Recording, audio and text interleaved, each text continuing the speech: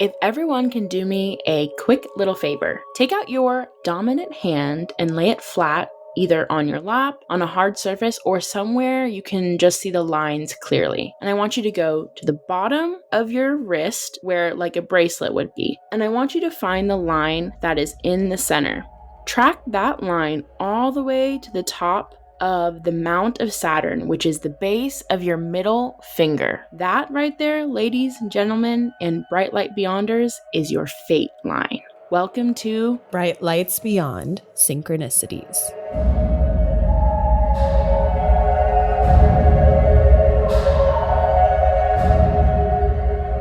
Welcome back, guys. We made it, episode number 2. Lucky number 2. Well, before we get into the episode, because this episode is chock full of amazing things to learn about and to listen to, I first want to clear up some things in the first episode. For example, apparently it's not Nietzsche, which, whatever. I'm from Texas.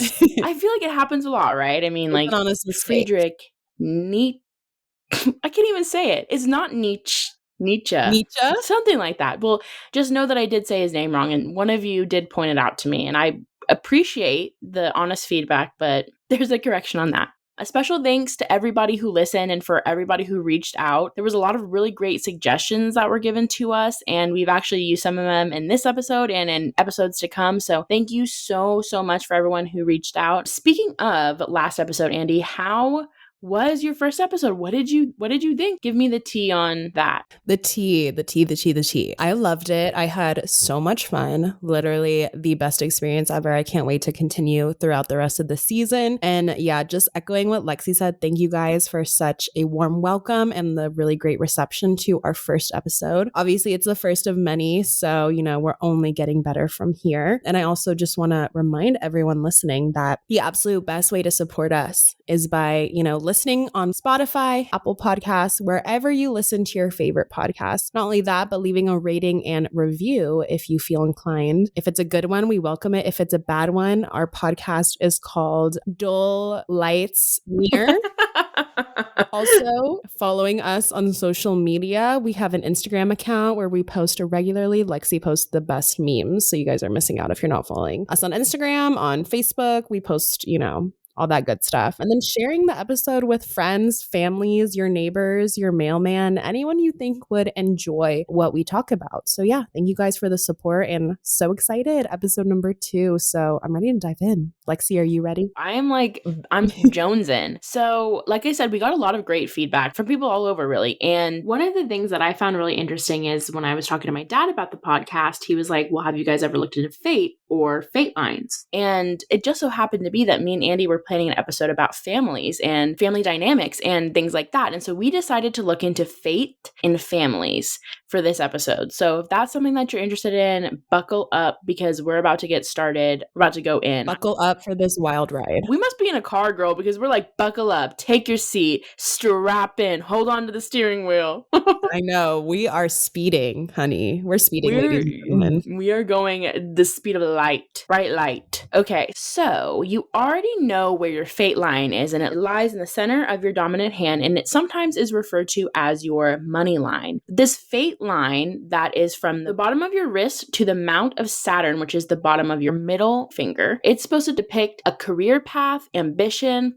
and the potential for success. And the things you should be looking for are the depth, the length, the breaks, the interactions between the other lines. And that directly correlates to your career path, your life purpose, and external influences on your life. Now, if you have broken lines, that could indicate a career switch, maybe unexpected events, or less focus on your career and maybe focus on something else. But talking within palmistry and fate, I think it's good to bring it back to what fate really is. So let's get into the origins of fate. So the word fate comes from the Latin word fatum, which literally translates to that which has been spoken. Goosebumps. No, literally, chill-inducing. When we talk about fate, I think the best cultural reference are the Greek mythological fates, right? And these are 3 sisters who are depicted as people who determine your life and your death.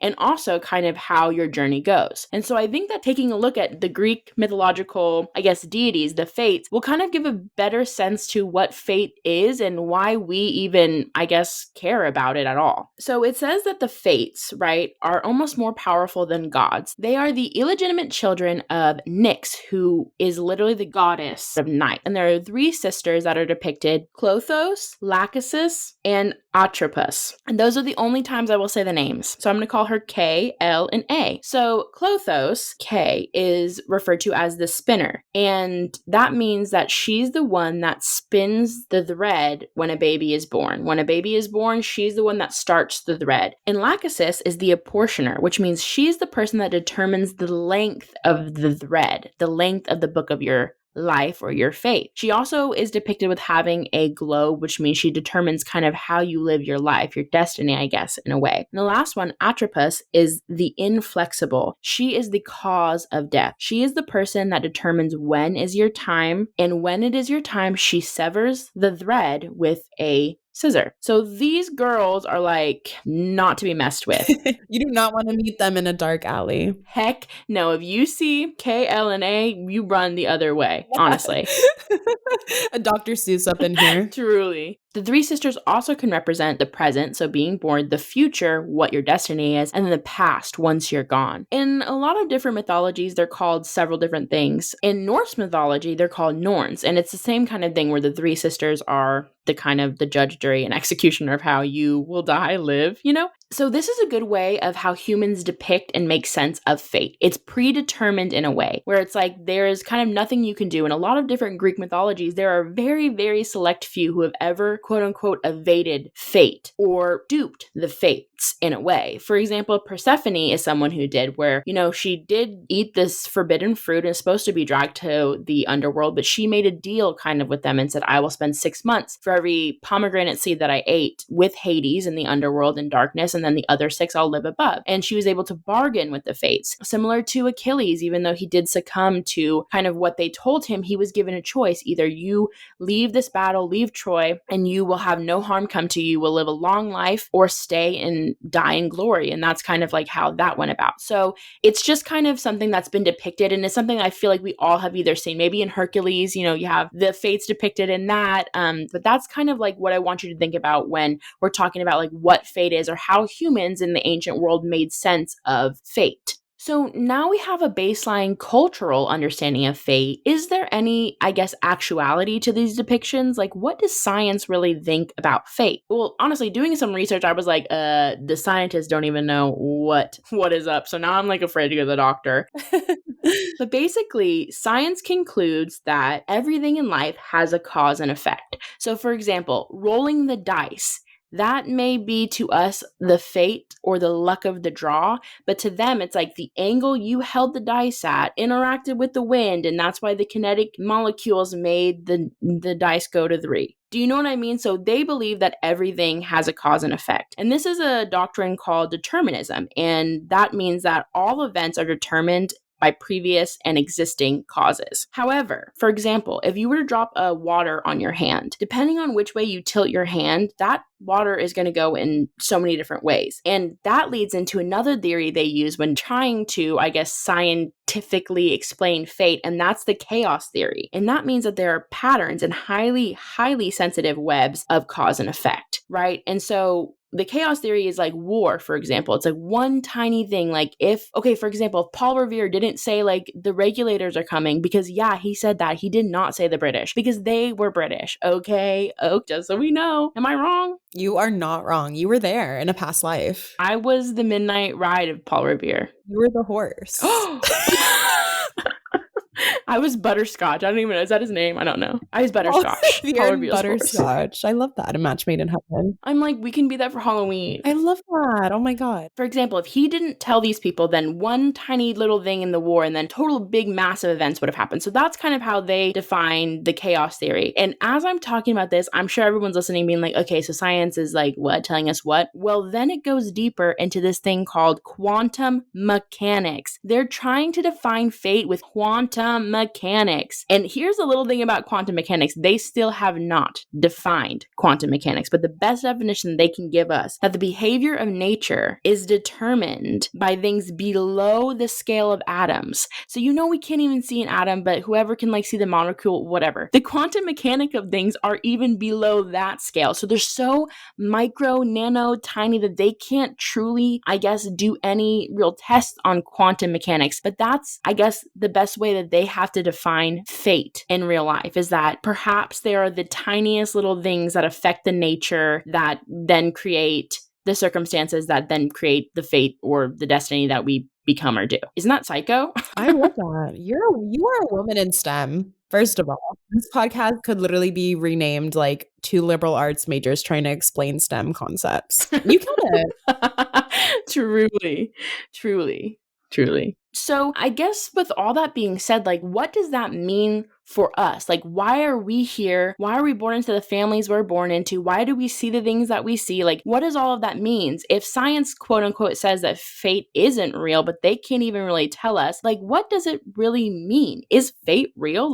Why are we here? She's getting existential on us already, you guys. No, I totally hear you. I mean, I definitely think there's scientific backing behind it. And I know we're going to kind of talk into nature versus nurture later, but there's definitely a case for the nature, as you just said. Speaking of the beginning of this episode, we promised fate lines and family ties. So Lexie did such a great job of kind of what is fate. Now we want to get into that family aspect. And in my opinion, fate kind of represents the nature side of it, whereas families represent the nurture side of it. So let's dive in. I also wanted to say, just first of all, talk about fate and family, throwing it back to ancient Greece. Oedipus Rex immediately came to my mind as the ultimate combination of fate and family. Seriously. That's a perfect example of kind of a reminder that sometimes, and at least this was an ancient Greek belief, that trying to avoid our fate, by doing so, we might actually be walking right into it. And it raises questions about, the inevitability of our destiny and how it intertwines with the family. I would say now in the modern day, we kind of have a different view of nature versus nurture and fate versus families. But I wanted to kind of dive into the research a little bit. While I was researching, I found this guy named Robert H. Hopke. He's a psychotherapist and also an author, really known for his work on synchronicity. He talks about Carl Jung, as we explored in the last episode, and has some really great thoughts. And I stumbled upon his talk called Unexpected Pieces of Our Hearts, How Synchronicity Shapes the Stories of Our Families, which was absolutely perfect for this episode. He shared a really powerful personal story about, an example of fate, families, and synchronicities, which I want to share with you guys. So Robert was adopted as a very young child, and he had very limited information about his birth family and where he came from, what was his ethnicity, where did his family immigrate from, that kind of things. And so he started wanting to learn more about his culture and things like that. So he approached the adoption agency and started asking about,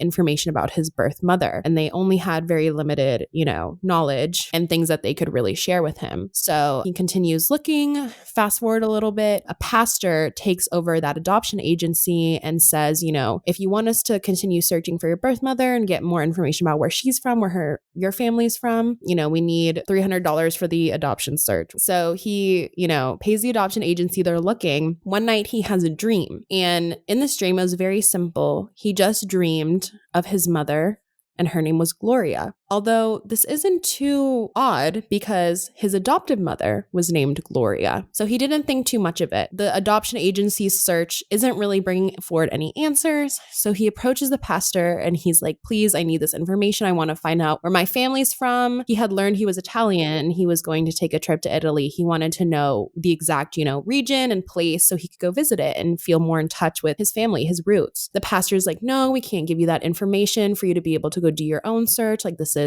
confidential. So Robert, he pulled a great angle. He said, God is calling me to find my birth mother. He really pulled on the pastor's heartstrings and he said, God is calling me to reconnect, all this stuff. He says, if I can tell you the name of my birth mother, will you give me these records? The pastor says, okay, sure, whatever. Robert says, Gloria. His birth mother's name was the same as his adoptive mother's name. Stop it. They were both Gloria. Chills. So anyways, he ends up reconnecting with her. He's on the phone with her. He talks to some of his family. He goes to the place in Italy where his grandmother immigrated from. It was a beautiful story, but how crazy is that? I feel like that's a clear example of fate and synchronicity of your birth mother and your adopted mother having the same name, and that essentially coming to you in a very simple dream one night. And it's almost like he just knew and that clicked into place. So it was almost like a missing link, because without him having that dream, it happened at the exact right moment, almost like it was meant to be. And that was like maybe some type of familial person, I don't know, helping him along, but it was like a missing link in some way. Absolutely. And, in that talk, Robert brought up a great point, which is family, whether it's your birth family, your blood family, or your chosen family down the line, your family is almost a reflection of you as an individual. It's how you navigate the world and the relationships you have, and influences so much of your life. He made a great point that was, if synchronicities and fate and things like that can happen on the individual scale, why can't they happen on the familial scale? Oh, totally. And I think that in and of itself brings up like a great question about so many different topics. For example, like past lives, like soul bonds, things of that nature, because I do believe that it's all connected and we are born into families for reasons. That reminds me of a show that I watch a lot with my family called Finding Your Roots with Harvard professor and genealogist Henry Louis Gates Jr. I'm telling you guys have to watch some of his stuff, because just like you're saying about families and fate and kind of like how it's all connected, and it's cool because he does famous people, so we kind of know like a comedian, an actor, someone who does music, he'll go through the lineage of their family, and a lot of times, and it's to the mind-boggling eye, ears, everything, they will be a musician, or they'll be someone who did something, or the little chain reaction of him getting on a boat from Romania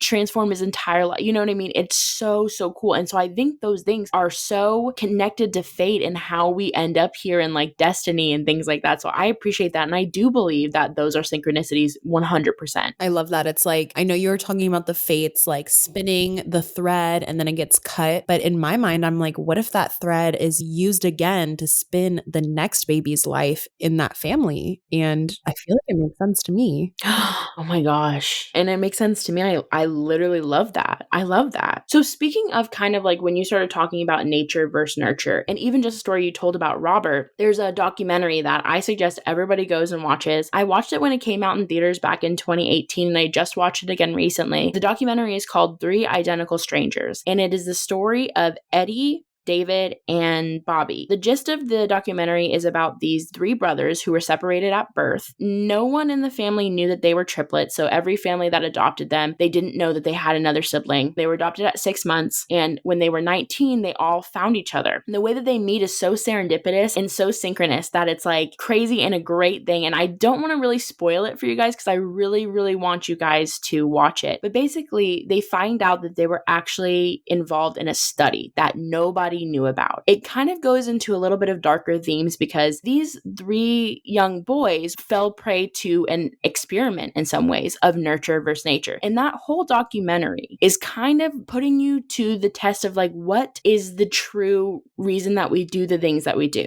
Is it predetermination? That would be kind of the nature. Like we were born with blue eyes, we can't look into the sun. Or we were born with blue eyes, you're a vampire, you can't go into the sunlight. You get what I'm saying? Like I have the skin of a killer Bella. Don't you dare get me started. But, right. Like, or if where you were born influences how you act or how many siblings you had or how close you were. I totally get that. Totally. So like, is that the nature aspect, right? So that's our predetermination aspect of it. And then you have the environmental aspect, which is the nurture. And that bleeds into kind of like how we live our lives. Like, is it predetermined or do we get to stand up and make the choice? Like, no, I'm not going to go to this school. I'm going to go here. And then that's how I meet my husband. And that's how I have my kids. That's the nurture of it. That's the environmental causes behind kind of how we live our lives. And in the end, in the movie, it turns out that whoever conducted the study, it was so inconclusive. It turned out so bad because you cannot mess with fate. You can't mess with destiny. You can't mess with nurture. You can't mess with nature because when you do, it alters lives and it has deadly consequences, truly. But I guess what you kind of take away as a viewer, and like I said, please watch it because I'm being so vague on purpose. What you take away is that there is a fine fine line between nurture versus nature and what takes over. And there is a balancing act that must be done. And when it's disturbed in any facet, it has consequences. And I think it totally adds into the whole synchronicity of everything. It definitely made me think kind of about like how I guess you can change fate, but also can you really? Because they were separated at birth and then eventually found each other in their real lives without having any knowledge. And that kind of makes me think about, I guess, in Confucianism and Taoism and kind of just like ancient Chinese folklore where they believe in veneration of their ancestors. Think of that one Mulan scene where she sings that song like, "Ancestors, hear my plea." Thank you. In ancient Chinese folklore, whatever they did, their karma, their good deeds is all directly related to the decisions and the influences that you make in your life. And that goes to traditions and values and kind of like what you uphold in your own familial life. But it's all, I guess, predetermined by those ancestors that come before you. And it just kind of made me think of that. I think that totally makes sense. And I've been wanting to watch that documentary forever. So now I'm going to watch it tonight. But, you kind of talked about like the ritualistic / traditional aspect of like fate, ancestral ties, and things like that. When we think about it, each family unit really has their own subculture. And I'm not even talking about like it goes beyond the larger cultural aspects. Like if you're from a region in Mexico or if you're from a city in, the US, you might have certain cultural aspects, but it goes even like more granular than that every family has their own subculture, their own rituals, their own traditions, whether they know it or not. But it helps connect generations. Like you might be playing a game with your family that you play every, holiday that your ancestors, a few generations back were playing at the exact same days, the exact same holidays. It's a way to connect between kind of space and time. And, like you said, Lexie, like connect with your ancestors and help shape our personal trajectories. Because in so many ways, families are the first society we encounter, at least the first taste of society we encounter. We learn the language of culture, values, beliefs, and behaviors that kind of form the bedrock of our identity. So it makes a lot of sense. And kind of just going more into like the fate aspect once again, there's definitely generational patterns that we could explore endlessly. Whether it's known or unknown, we kind of repeat those same patterns oftentimes. And one example I found really compelling and just kind of interesting is we all know Alexander Graham Bell, inventor of the telephone. Thank you, Alexander Graham Bell, because I'm texting, Thank you, Allie. Shout out to Alexander Graham Bell he basically created the emoji, if you think about it. If you really boil it down, he is Apple. He created Apple. But, for example, in his lineage, there was a 3-generation preoccupation with problems in both speaking and hearing, which kind of predated his invention of the telephone. So his paternal grandfather was an actor and elocutionist who wrote a classic book on phonetics and invented a cure for stammering. His father and uncle devoted themselves to teaching their father's techniques. Bell's mother and his own wife were both deaf, and Bell himself taught the deaf, studying in great detail the mechanics of speech. So it was his father's suggestion to Alexander that he develop a talking machine that set him on the path that led eventually to the telephone. I think, this tells a great story of how family legacies can kind of steer us towards our destinies. Sometimes, like I said, sometimes we know it, sometimes we don't. In this case, he knew it. I think it's a great example of that. And I also think, honestly, it's a great example of free will because although like he was pushed to it, he within himself decided to make this invention. Like nobody had a proverbial spear to his little heart and said, do it. You know what I mean? So I think that is so true. Yeah, absolutely. And kind of going on what you said, Lexie, like the free will aspect of it all, because I feel like the question we've really been grappling with in this episode is like, is it fate? Is it free will? Are we able to choose our own destinies? I'm not sure if we're going to come up with a clear answer, but I think Carl Jung, the Carl Jung of it all, Carl, our inspiration. He has a good theory on kind of how we can navigate, family fate while also becoming our own individual. He calls it individuation. Ooh. He refers to the process of separating from the collective. That can include your family and also cultural norms to become a unique individual. And I don't think it's separating in a bad way, but just kind of exploring your own identity. And becoming whole is kind of the ultimate goal of this theory. binary. He believed that each person is unique and has a distinct destiny. And he kind of talks about how the persona is the mask or image that we present to the world. That's kind of shaped by, societal expectations, familial norms, things like that. Although individuation is different for each person, it kind of starts at the persona and then you work your way through 3 different stages. The first one is the shadow. So that kind of represents those personal traits we might have ignored or cut off from ourselves to fit within that persona. In the individuation process, we get to know and integrate our shadow and kind of bring it into the sunlight. The next stage is the anima/animus. The anima is the feminine aspect of a man's personality. The animus is the masculine counterpart within a woman's psyche. Jung saw the anima/animus as enlivening souls or spirits within men and women. And then you get to stage 3, which is the self. And that's kind of the culmination of the whole process, representing the unified unconscious and conscious mind. So it's the realization of our fullest potential and true identity beyond the mask, beyond the shadows. This process is kind of a core part of understanding how our inner development reflects the broader tapestry of life and fate. And it illuminates how fate and free will intertwine in our lives. Even if fate is perceived as this guiding force, the journey of individuation shows that we have the capacity to shape our destiny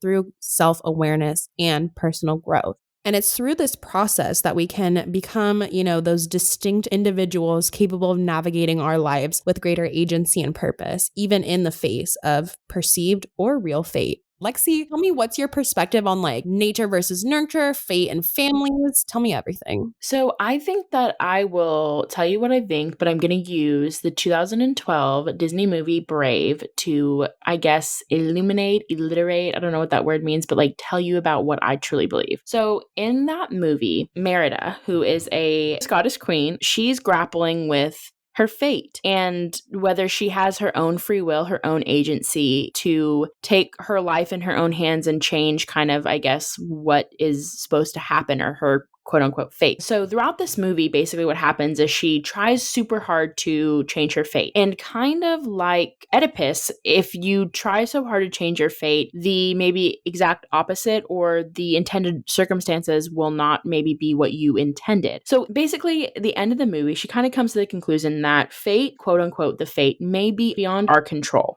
And our destiny is not necessarily our own. But through her journey, she finds out that our fate and our destiny actually lives within us. And we have all the agency and free will to alter, affect, change, or perhaps go right in line with what our fate really is. I believe that maybe our fate is out there and maybe there is a fate greater than our own. But we have our own agency and free will to nurture/nature our own way to go about how we get to our fate, get to our destiny. And so that's kind of what I believe. Andie, what do you believe? I completely agree with everything you said, Lexie. I think you were so on point. I think fate and destiny are maybe not necessarily set in stone, at the beginning of our lives. I feel like our everyday actions kind of sway that fate. And maybe we have several, fates outlined for us that we choose from based on our actions. But I think it's totally a combination of everything will happen the way it's meant to, while also having that agency to make those decisions and watch them play out in a way. I think it's a complicated thing. I think we did our best to give some perspective on it. But yeah, I think that, nothing's set in stone, but know that it will all work out. That's what I'm going with. No, that's great. That's great. I remember when we had our death doula on last season, Sandy, she said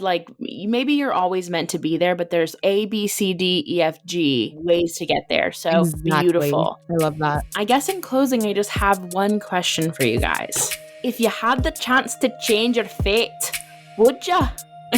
So good. With that amazing Scottish accent. Thank you, Lexie. Thank you guys for listening and, get to thinking about your fates and what you think they may be. Please don't forget to reach out to us if you have a story you want to share, a synchronicity you want to share. Look forward to some more super interesting topics throughout the season. And as always, live life beyond.